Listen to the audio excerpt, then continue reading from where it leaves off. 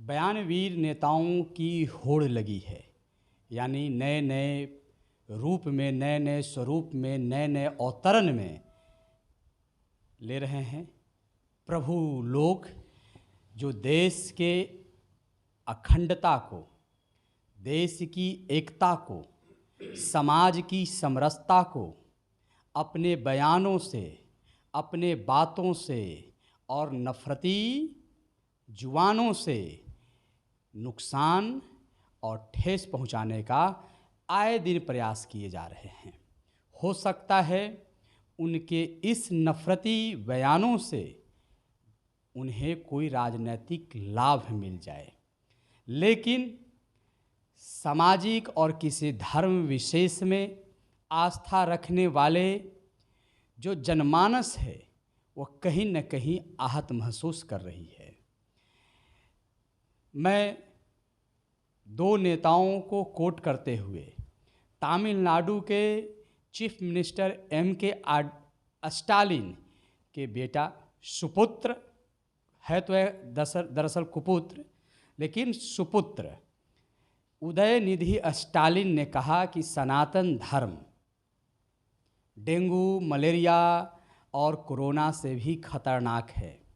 वही हमेशा पिछले कई महीनों से सुर्खियां बटोर रहे बिहार के शिक्षा मंत्री प्रोफेसर चंद्रशेखर जी रामचरितमानस, तुलसीदास के दोहों पर और सनातन धर्म पर अपने तीखी और नफरती जुबान से आए दिन ठेस पहुंचा रहे हैं। तो इनके बयानबाजी से, बयानवीरी से समाज में किस तरह का परिवर्तन दिख रहा है, उन्हें क्या राजनीतिक लाभ मिलेगा, लोग कैसे आहत हैं, इन सारी तमाम बातों का विश्लेषण आप तक पहुंचाने के लिए हमारे साथ, हमारे स्टूडियो में सामाजिक और राजनीतिक पहलुओं के विशेष जानकार अमन सांडिल्य सर हैं। सबसे पहले आपका स्वागत है सर। बहुत बहुत धन्यवाद कौशिक जी। प्रश्न तो समझ ही गए। तो देखिए, आपने अभी लगातार कुछ दिनों से, ये कुछ दिनों की इस सिलसिला है, 2024 का लोकसभा चुनाव जैसे जैसे नज़दीक आ रहा है वैसे वैसे बयान देने वाले बयानवीरों की संख्या बढ़ती जा रही है। इससे पहले इन बयानवीरों के टारगेट पर जातियां हुआ करती थीं, खास करके उच्च जातियां। अब उसके जगह धर्म हो गया है, पूरे सनातन धर्म। जाहिर सी बात है, धर्म ग्रंथ पर टारगेट कीजिएगा तो पूरे सनातन धर्म को टारगेट कीजिएगा, है ना। शुरू में तो रामचरितमानस पर डॉक्टर चंद्रशेखर का, स्वामी प्रसाद मौर्य का विवादित बयान भी रहा, उसकी प्रतियों को जलाया भी गया। इसके बाद M.K. स्टालिन के बेटे उदयनिधि स्टालिन सनातन धर्म को भी डेंगू, मलेरिया, कोरोना से भी खतरनाक बता दिए। अभी कल या परसों का बयान है डॉक्टर चंद्रशेखर का कि इन्होंने कहा कि रामचरितमानस पोटेशियम साइनाइड है।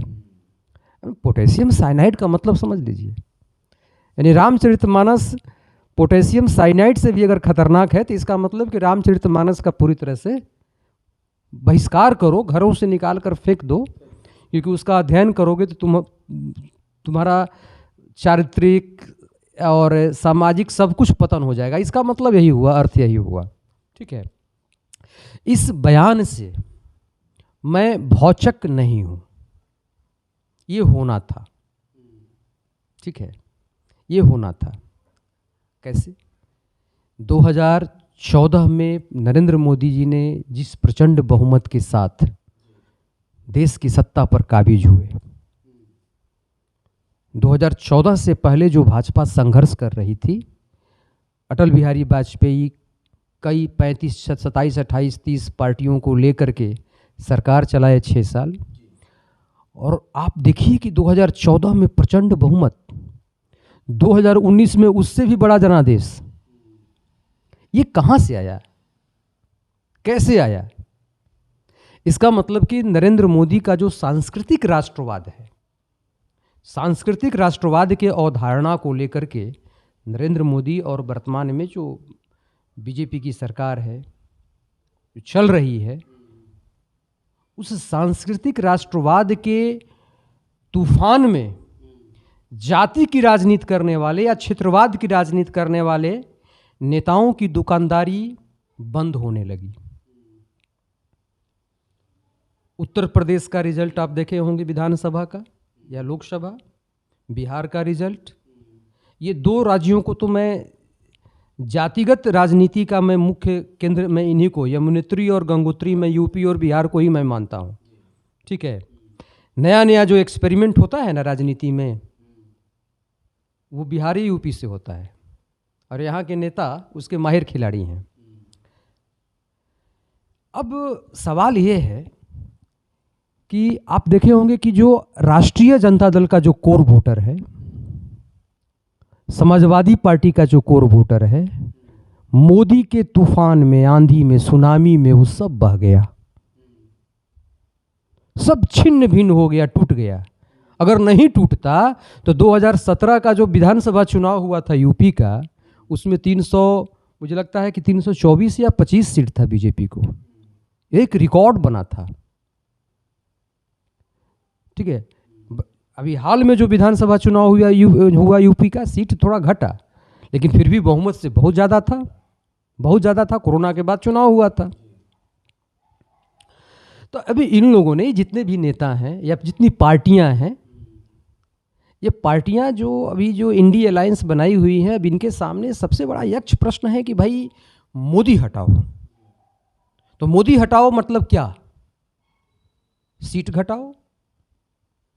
लोकसभा में भाजपा की सीटें 272 से नीचे आ जाएंगी, मोदी हट जाएंगे, है ना।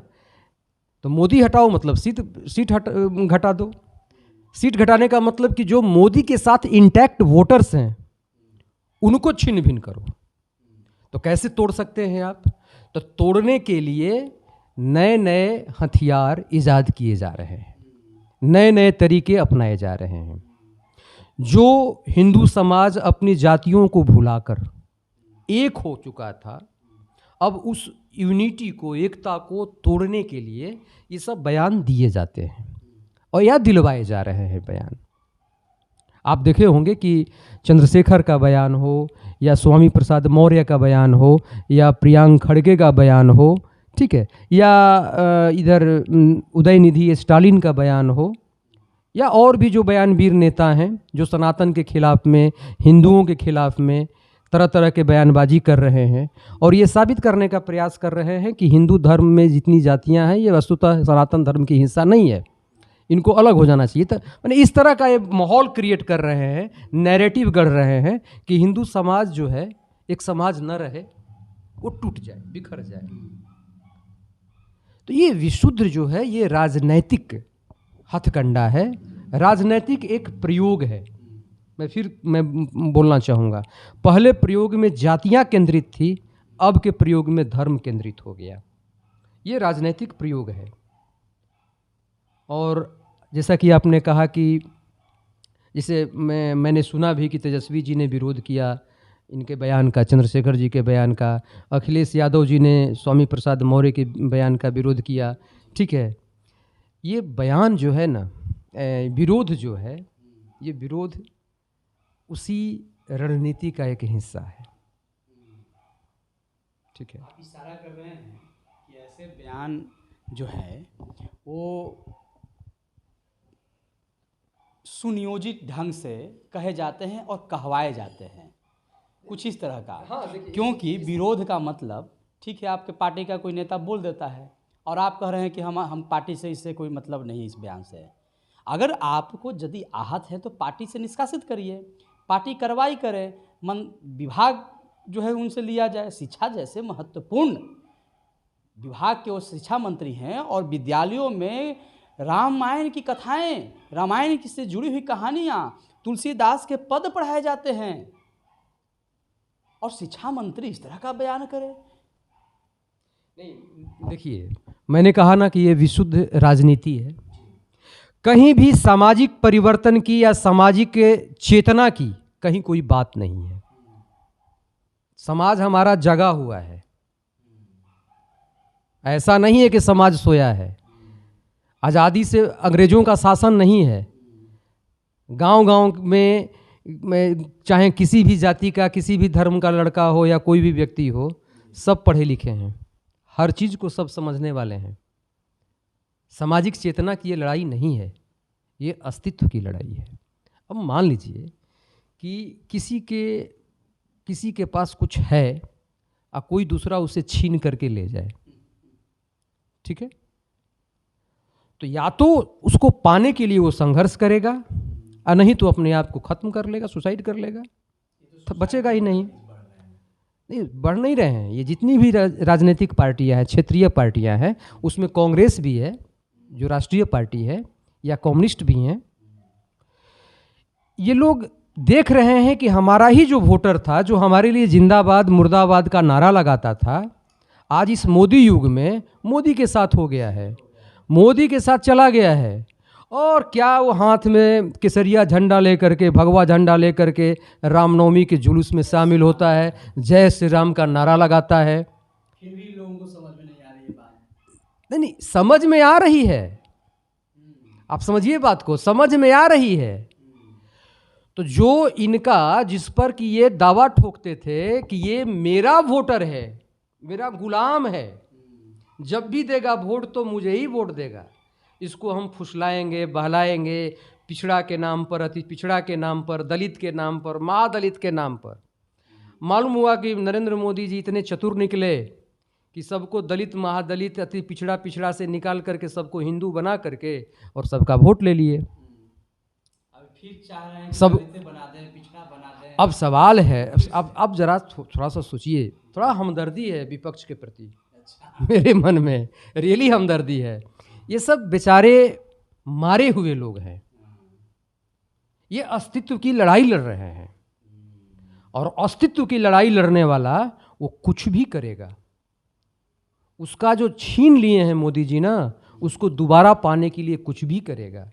चाहे सामाजिक संरचना को तोड़ना हो, धार्मिक व्यवस्था को छिन्न भिन्न करना हो, ध्वस्त करना हो, गांव के भाईचारा को मिटाना हो, या शहर में, जहाँ पर कि शहरी कल्चर में आप देखे होंगे, एक ही अपार्टमेंट में दलित समुदाय, पिछड़ा समुदाय, अगड़ा समुदाय सब रहते हैं, और उनके बीच में खाना पीना, उठना बैठना सब कुछ होता है। कोई छुआछूत नहीं, कोई भेदभाव नहीं। इस पूरे राजधानी में आप एक घर बता दीजिए पड़ोस का कि जहाँ पर कि छुआछूत से कोई पीड़ित हो।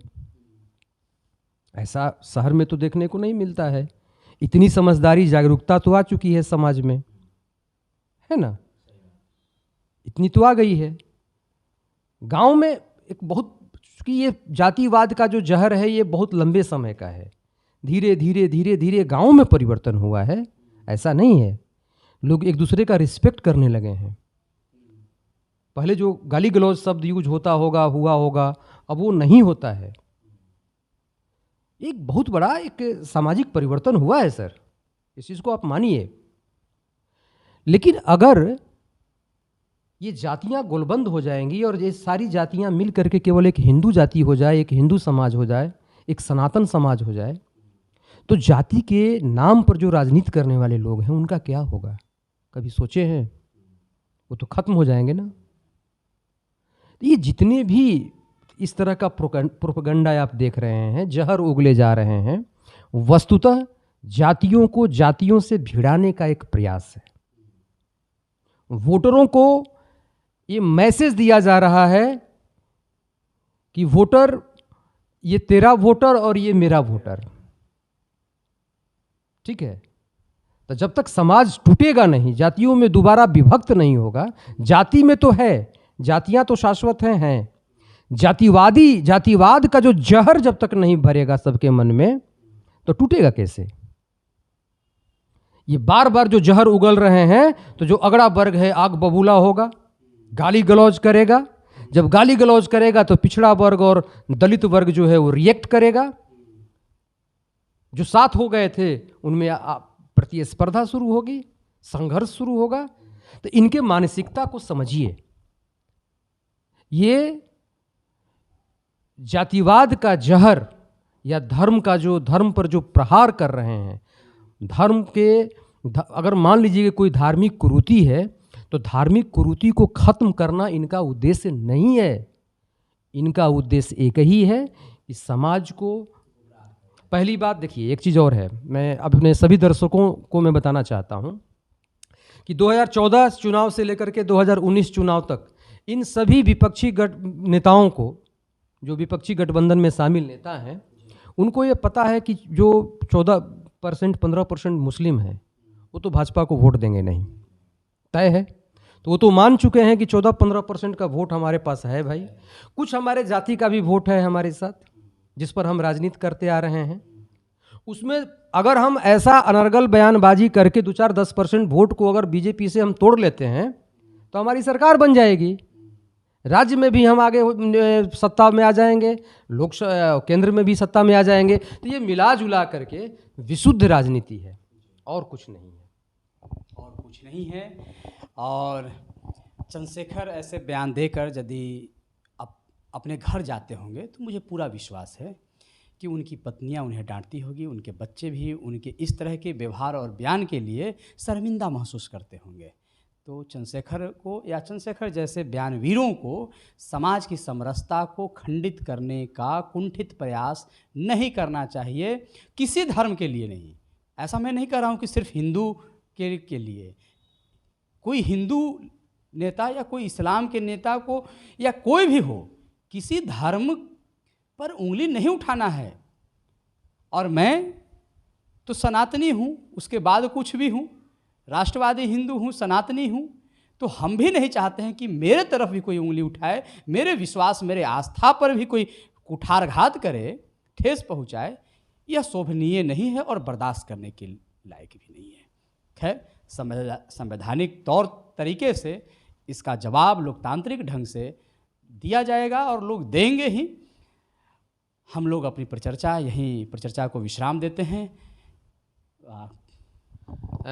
मैं आप लोगों से एक आग्रह करूंगा, मैं विनती करूंगा, इस परिचर्चा के दौरान जो कुछ भी बातें आपने सुनी, राजनेताओं के जो बयान होते हैं वो पूरी तरह से अपने व्यक्तिगत स्वार्थ के लिए होते हैं, सत्ता के लिए होता है। आपका भविष्य उज्जवल होगा कि नहीं होगा ये मैं नहीं जानता, लेकिन वो अपना भविष्य उज्जवल करने के लिए ऐसे बयान देते हैं। आप लोगों से, जितने भी मेरे दर्शक हैं, जितने भी मेरे श्रोतागण हैं, आप लोगों से यही प्रार्थना है कि इन जहरीले बयानों से सामाजिक ताना बाना को बचाए रखना आपका कर्तव्य है। आपको सोचना होगा कि जिस समाज में हम रहते हैं उस सामाजिक ताना बानों को हमको बचा करके रखना है या उसे तोड़ देना है। आज के लिए बस इतना ही। जय हिंद, वंदे मातरम। और अभी तक आप हमारे चैनल को सब्सक्राइब नहीं किया है तो काइंडली सब्सक्राइब करें, बेल बटन लगाएं ताकि आगे का वीडियो का नोटिफिकेशन आपको मिलता रहे। और हमारी बात जन जन तक पहुंचाने का प्रयास करें, और पहुंचाने का एक ही जरिया है कि आप हमारे वीडियो को ज़्यादा से ज़्यादा शेयर करें। आप सबको सादर प्रणाम। जय हिंद।